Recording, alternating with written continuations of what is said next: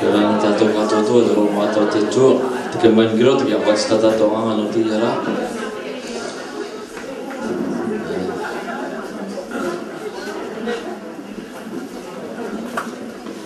Well, greetings everybody. This is our last leg for the day, and my name is Ian Karika. Those of you who have not met me, I am president of the Cook Islands Library and Museum, which lies just across the road there, and I've taken over from the late Gordon Sawtell, and happy to be here, honoured actually to be here, to be a presenter. And Papa Ron, up to his death, was the patron for the Cook Islands Library and Museum Society and our establishment, so a great loss to us all. But before I introduce our second to last speaker today, I'm sure all of us have had close encounters with Papa Ron, therefore that's why we're here. And I just want to share one of my close encounters with him, and it wasn't too long ago. He pulled me over and he said, "Oh, I need you to do something." And I said, "Yes, what is that, Papa?" And he said, "I want you to give a lecture to a group of university students." And I thought to myself, man, I just go to the University of Life. I learned by doing things. I didn't get past fifth form, and I'm going to give a lecture to university students. He said, "Yeah, you're a voyager, aren't you?" And I said, "Yes, well, this is about voyaging, and you'll be the best person to relate to them about voyaging." I said, "Okay, then what if it's like that?" Because I've given talks to tourists, to school children about what we do on the Voyaging Society, because I'm president of the Cook Islands Voyaging. So I agreed, but he said, I will send you the topic." And I thought, "Oh, what does that mean?" You know, he did send it, and he sent me the heading of the talk I was to give, and it was Founding Mothers and Fathers. And I thought to myself, what does this mean?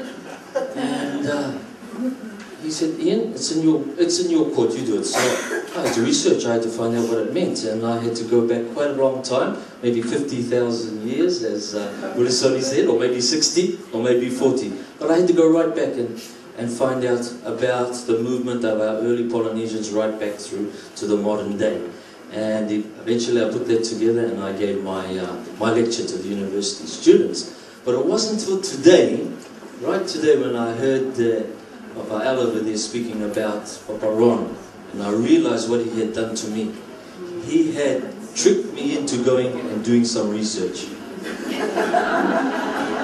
He had got me to do the research to back up the presentation that I had to give to these universities. So it just hit me now. So what a man. He was always there making sure, what he did to me was make me go out and learn something, which is great. And I must say, to this day, I still use that presentation because I had to research it, and it adds to what we do in our Voyaging Society.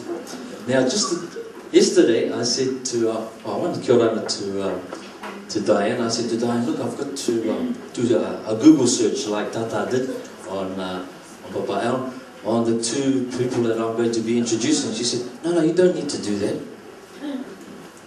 She said, "It's in the program, so you know, it's covered." So I thought, "Oh, great, I don't have to," because everybody will read this and know where these two gentlemen come from, what they do. But to my horror, just earlier on, I went to have a look at the profile, and there's no profile there. So I went to see Professor Hiroshi and said, "Is there anything special that I need to say?" He said, No, I'll be okay. So all I can offer you, Papa, Professor Hiroshi, is a drum roll, if that's okay. Ladies and gentlemen, I'd like to introduce to the floor Professor Hiroshi Moriwaki.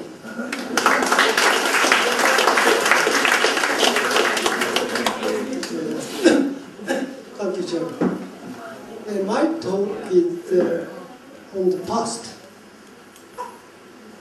Coastal change for the past 6,000 years ago. 6,000 years. It's the past. We have studying history of quarterly coastal features in Rarotonga since 2008, supported by Japanese Society for Promotion of Science.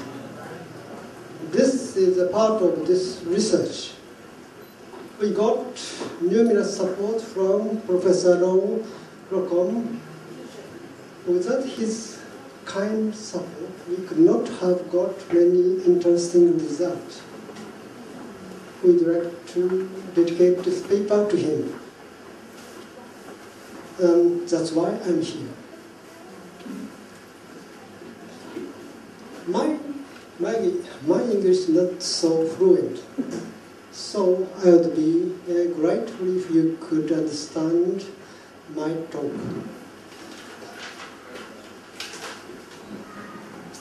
It's co-author is several co-authors.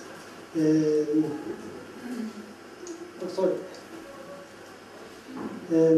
is me, Toshinaga Sako, and Mitsuro Kuno, Kei Kawai, and Gerald McCormack, George Coleman, and Paul P.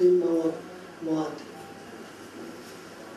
And the title is Geographic Development of the Coastal Landforms on Rarotonga.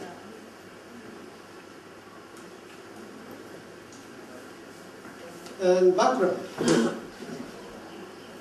Rarotonga is continuously fringed with the low flood areas consisting of several coastal features of the quaternary. And the occurrences and developments of those coastal features are important for examining their relation to sea level change, coastal movements, and human settlement. Several studies on the geographic development of the coastal plains of Rarotonga have been done. However, fundamental data on coastal landforms and their ages to reveal host in coastal developments have not been fully obtained. Here we focus on geographic features and their development in the coastal plains comprising post-glacial in the past, for the past 10,000 years, and last interglacial, 120,000 years. Coastal features in a tectonically stable region, Cook Island.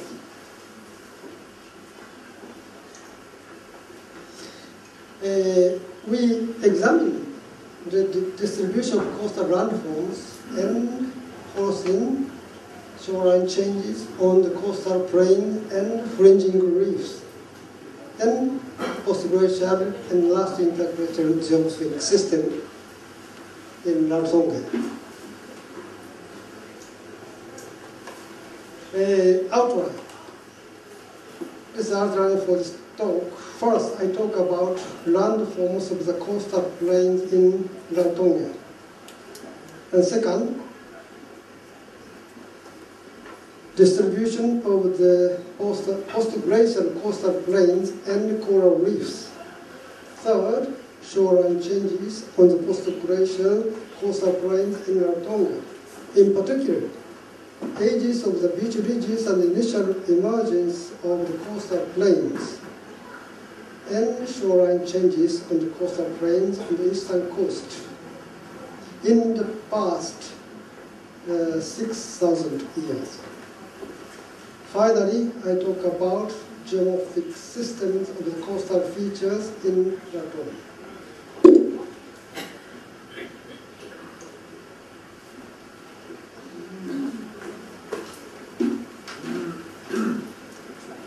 Rarotonga.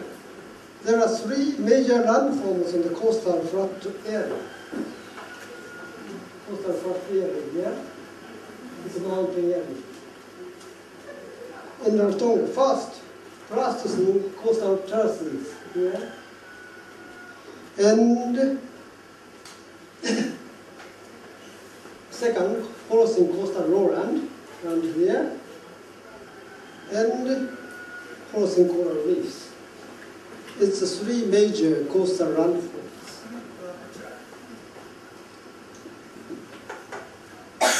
Pleistocene coastal terraces consist of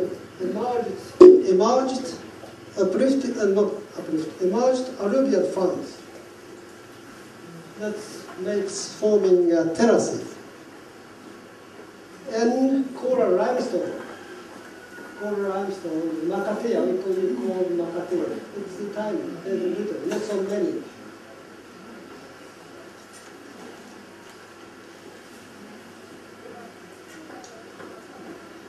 And Holocene coastal lowlands consists of alluvial fans, coastal alluvial fan, and swamps, and this is the beach reduced plains.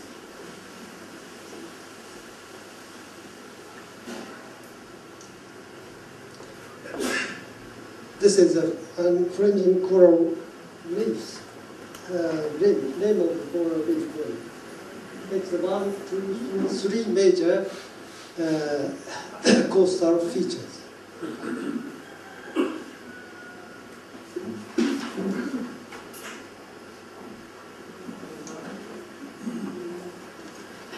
Landform. We got some landform profiles on the coastal lowlands by using precise level equipment. These profiles are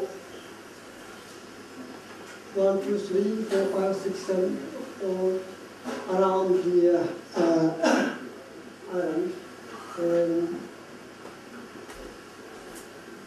these profiles show the beach ridges plains developed on the entire coast, higher on the eastern coast. Eastern coast is higher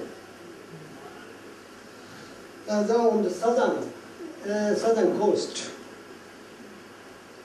This is due to occurrence of the coastal deposit because it's gravel. The coral gravels on the eastern coast and southern part is finer deposit, sand on the southern coast, and finer coast deposit. They are dominated by the strengths of the wave actions related to the width of the reef flat, which blocks the wave actions. Reef flat is narrow and wide.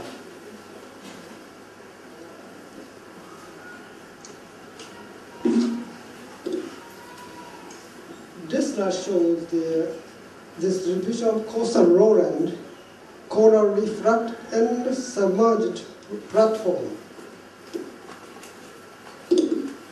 As we can find, each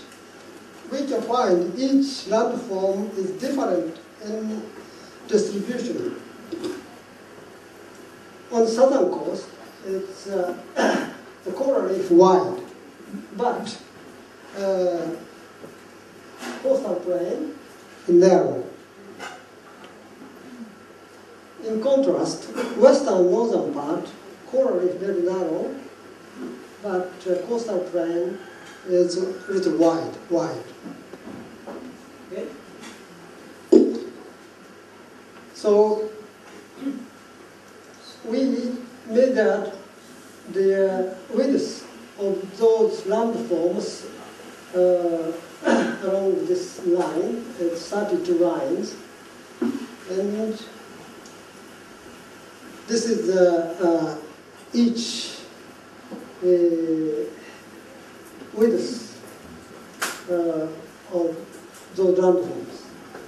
It's the entire coast, number 1 line, 32 line, southern coast, eastern to northern coast, and western coast. And this is coastal lowland, reef flat, coral reef flat, and submerged platform.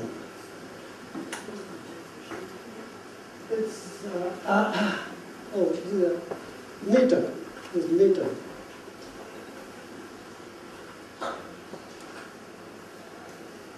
And it is noted that the width of coastal lowland is different in places. Coastal lowland is wide and however, the total width of low flat areas comprising coastal lowland, reef flat and submerged platform is fairly uniform around the entire coast, really uniform. Total wide with